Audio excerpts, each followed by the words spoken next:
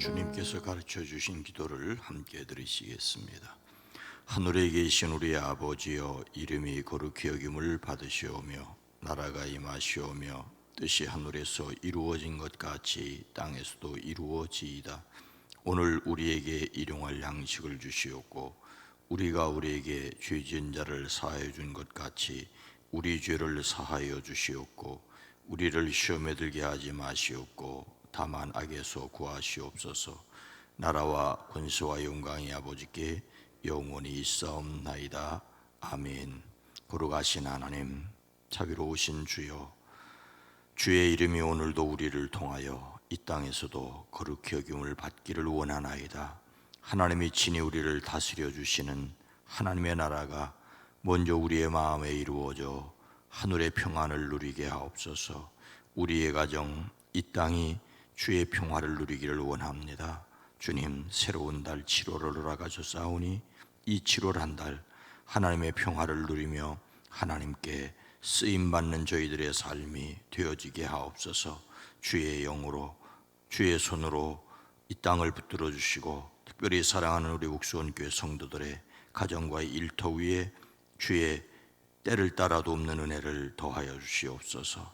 일천번제를 드립니다. 오랜 기도, 간절한 기도 위에 주여 들으시옵소서. 응답하시옵소서. 친히 일하여 주시옵소서. 예수님의 이름으로 축복하여 간절히 기도드리옵나이다. 아멘. 찬송가 290장입니다. 찬송가 290장. 우리는 주님을. 찬송가 290장입니다. 우리는 주님을 배반하나 내 주 예수 여전히 날 부르사 그 참되신 사랑을 베푸시나니 내 형제여 주님을 곧 따르라. 주 널 위해 비네 주 널 위해 비네 주 널 위해 비네 항상 비시네. 주께서 풍성한 은혜를 내려 내 영혼의 나날에 못 받으네. 주 예수를 너희도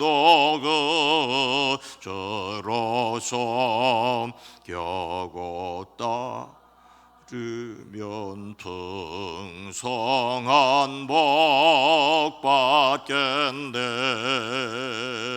주 널 위해 비네 주 널 위해 비네 주 널 위해 비네 항상 비시네. 무거운 짐 지고에 타는 인생 주 예수께 돌아와 고시오라. 내 주 예수 너희를 돌보실 때에 참복락과 회가 넘치겠네.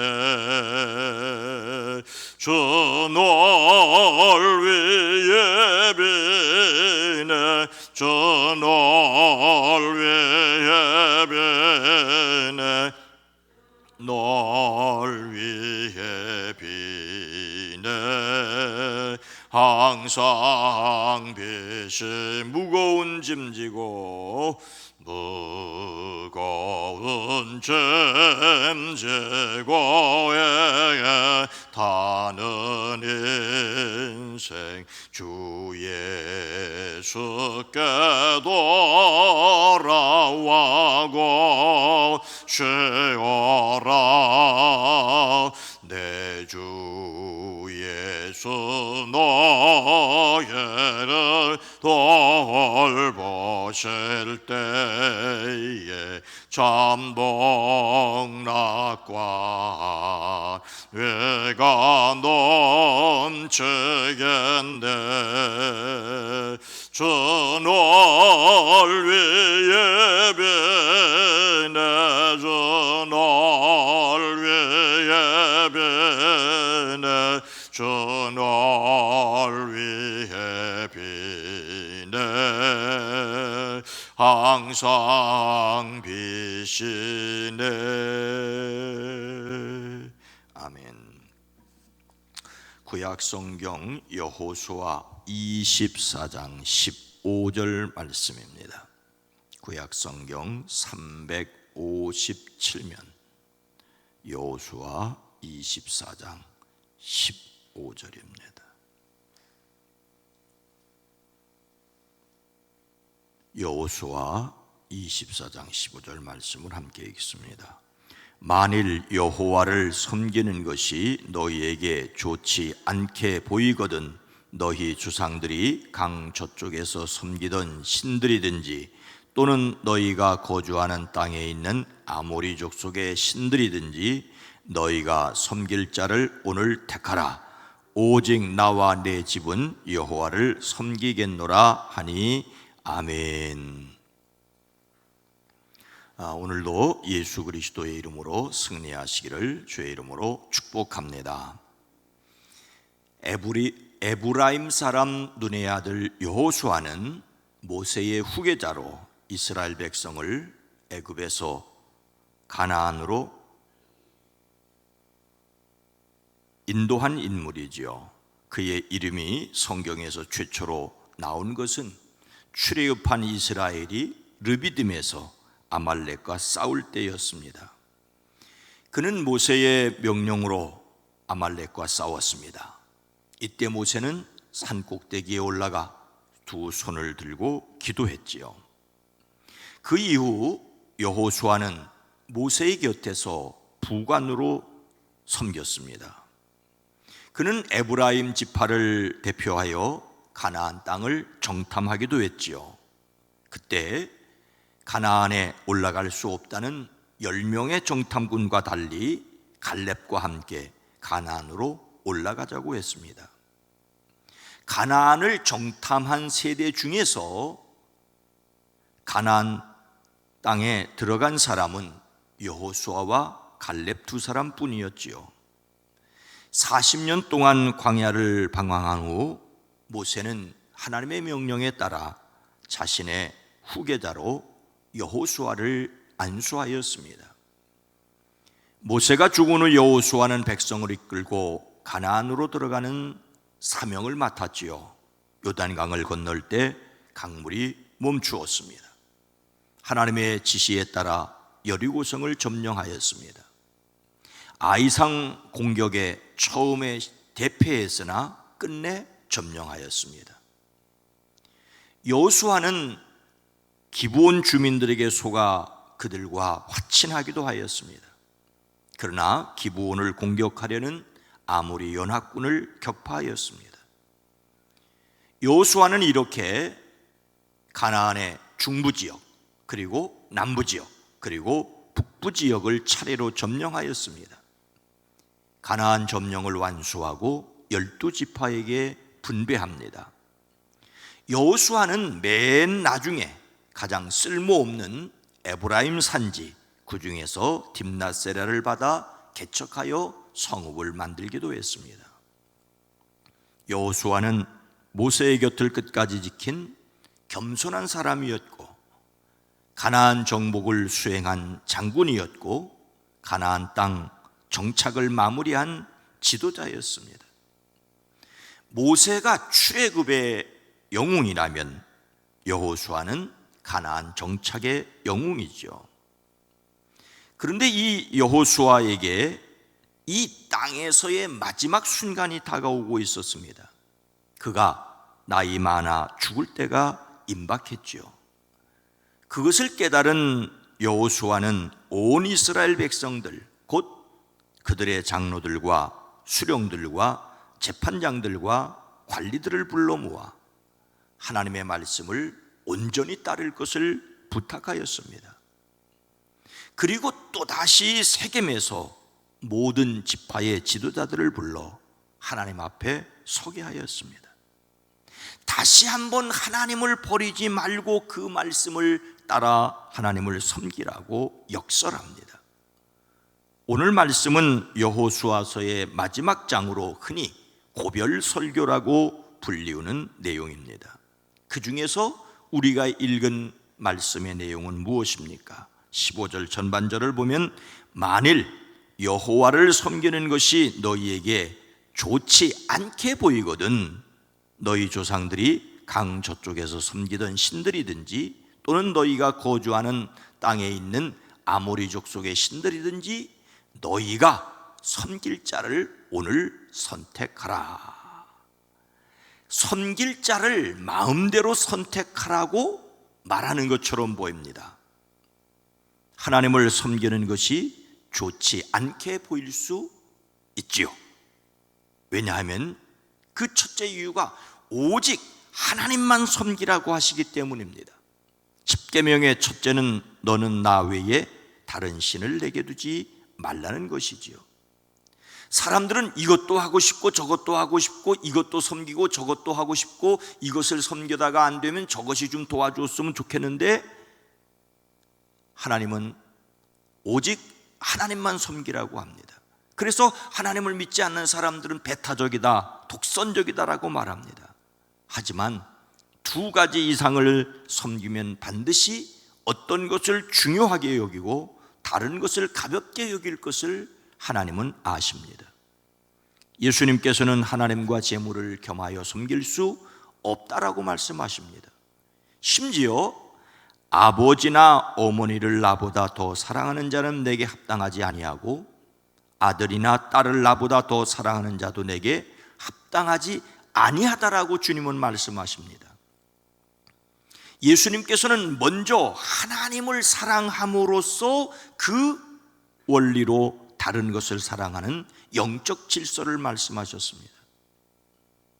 또 하나 하나님을 섬기는데 큰 장애물은 신앙의 대상을 사람의 눈으로 보거나 만질 수 없다는 것입니다.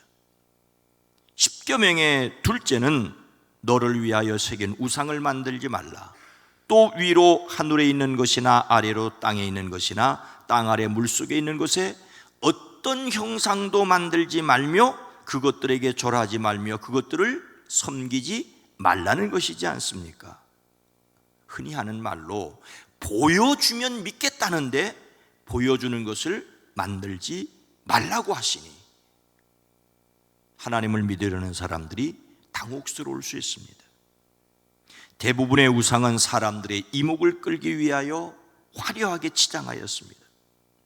믿음 없는 사람들을 배려하기 위해 만들었다는 신앙의 도구들도 하나님을 대신하는 것으로 바뀔 수 있기에 극단적으로 조심해야 합니다.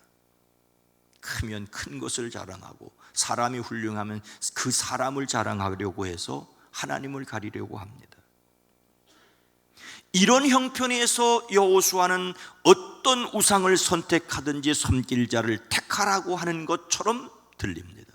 더더욱 그들의 조상 아브라함이 하나님께 부르심을 받기 이전 유프라데스 강 건너편에 살면서 다른 신들을 섬겼다라고 말합니다.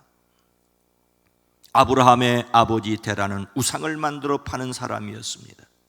아브라함도 마찬가지였는데 하나님께 이끌어 주심을 받았습니다. 여호수아의 인도로 들어와 정착한 그 땅에는 가나안의 토착 우상들이 있었습니다.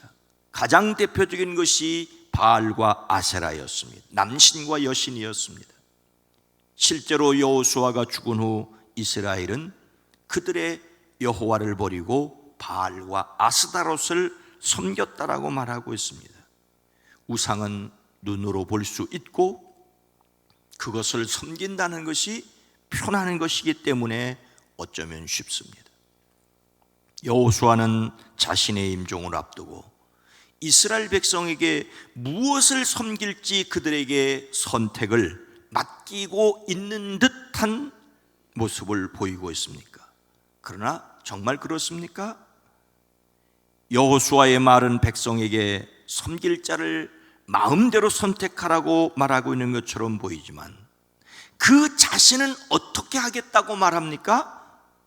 15절 후반절에 보니까 오직 나와 내 집은 여호와를 섬기겠노라 하니, 여호수아 자신과 그의 집안은 하나님을 섬기겠다고 합니다. 오늘 말씀을 얼핏 보면 여호와를 섬기든지 다른 우상을 섬기든지 상관하지 않겠으니 너희 마음대로 하라는 말처럼 들릴 수 있습니다. 그러나 바로 앞에 읽지 않았습니다만 14절에 그러므로 이제는 여호와를 경외하며 온전함과 진실함으로 그를 섬기라. 너희 조상들이 강 저쪽과 애굽에서 섬기던 신들을 치워버리고 여호와만 섬기라고 말하였습니다. 그러니 여호수아가 당신들이 어떤 신들을 섬길 것인지를 오늘 선택하십시오라고 한 것이 그들에게 선택의 자유를 준 것이 아닙니다. 물론 그들이 선택할 자유가 있지만 그 자유를 마음대로 사용하라는 것은 아닙니다. 반드시 하나님을 선택하고 섬기라는 반어적인 표현입니다. 이것은 그냥 하나님을 섬기라는 말보다 더욱 강력합니다. 여호수아는 나와 나의 집안은 주님을 섬길 것이라고 말하고 있지 않습니까? 이것은 회사에서 한 부서가 회식을 하는데 부장님이 마음대로 다 먹어요, 나는 짜장면 먹을게요, 이렇게 말하는 것과 약간 비슷합니다. 부장이 그렇게 말했는데도 요즘 젊은이들은 탕수육을 시킨다고 하지만 여호수아의 말에는 그렇게 말하면 안 됩니다. 말뜻을 알아야 합니다. 그냥 여호와만 섬겨야 한다라고 말하는 것보다 우상을 섬기려면 섬겨라, 그러나 그 길은 죽음이다, 그래서 나와 내 집은 하나님만 섬기겠다라는 말임을 알아들어야 합니다. 그리고 백성들은 그 말뜻을 알아듣고 주님을 저버리고 다른 신들을 섬기는 일을 우리가 절대로 하지 않겠습니다라고 약속했습니다. 정말이냐라고 묻다 그렇습니다, 우리는 주님만 섬기겠습니다라고 하였습니다. 그렇게 여호수아와 백성들은 하나님과 언약을 맺었습니다. 그래서 여호수아가 죽은 뒤에도 하나님께서 이스라엘에게 베푸신 큰 일을 직접 본 장로들이 살아있는 동안에는 하나님을 잘 섬겼습니다. 그러나 그들도 죽은 뒤에 생겨난 새로운 세대는 하나님을 알지 못하고 하나님께서 이스라엘을 돌보아 주신 것을 알지 못하였고 하나님을 배반하였습니다. 우리는 여기에서 사람에게 선택의 책임이 있다는 것을 알아야 합니다.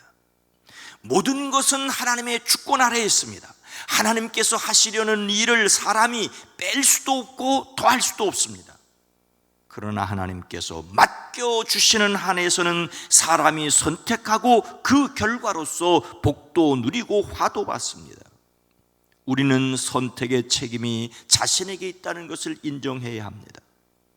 하나님은 에덴에서 선악과를 따먹지 말라고 하시면서 그 선택의 자유를 사람에게 주셨습니다. 이스라엘은 가나안에 들어와 그리심산에서 축복을 선포하고 에발산에서 저주를 선포하였습니다. 그 사이에서 무엇을 선택할지는 그들에게 맡겨졌습니다. 사람의 구원이 전적인 하나님의 은혜지만 그 은혜에 순종할 책임은 사람에게 있습니다. 성경은 내가 만일 내 입으로 예수를 주로 시인하며 내 하나님께서 그를 죽은 자 가운데서 살리신 것을 내 마음에 믿으면 구원을 받으리라. 사람이 마음으로 믿어 의에 이르고 입으로 시인하여 구원에 이르느리라고 말씀하십니다. 사람은 하나님께서 감동하실 때의 그 은혜에 믿음으로 응답해야 할 책임이 있습니다. 예수님을 담는 성품 7월의 주제는 유용성입니다. 예수님을 담는 성품으로서의 유용성은 내가 섬기는 사람의 뜻을 따라 내 일정과 우선순위를 양보한다는 것입니다. 그러나 사람을 섬기려고 하기 전에 먼저 하나님을 섬기기로 결단해야 합니다. 아주 적은 능력으로 선한 일을 하는가, 선한 일을 하는 사람이 있는가 하면 큰 능력으로 악한 일을 하는 사람들이 있지 않습니까? 먼저 하나님을 섬기기로 결심해야 합니다. 하나님을 섬기기 위해 하나님의 뜻대로 사람을 섬겨야 바르게 섬길 수가 있습니다. 하나님 앞에서 먼저 자신을 바로 세우는 저와 여러분, 그래서 세상에서 하나님의 뜻대로 살아내는 유용한 사람들이 되어지기를 주의 이름으로 축원합니다. 거룩하신 하나님, 자비로우신 주님, 하나님이 계획하신 것을 사람이 결코 바꿀 수 없음을, 하나님의 주권에 사람이 순종해야 함을 고백합니다. 그러나 그 하나님의 주권에 사람이 순종함으로 복을 누리고 불순종함으로 화를 받음을 기억하고 먼저 우리 자신을 하나님 앞에 바로 세우는 사람들이 되어지게 하옵소서. 많은 사람 앞에 쓸모있는 사람으로 세워지기 위해 먼저 하나님 앞에 자신을 바로 세우는 우리가 되어지게 하옵소서. 나라를 위하여, 민족을 위해, 국가를 위해 이렇게 하겠다고 저렇게 하겠다고 나서는 사람들이 많지만 정작 하나님의 뜻을 헤아려 아는 사람이 적은 것이 이 세대의 불행은 아닙니까?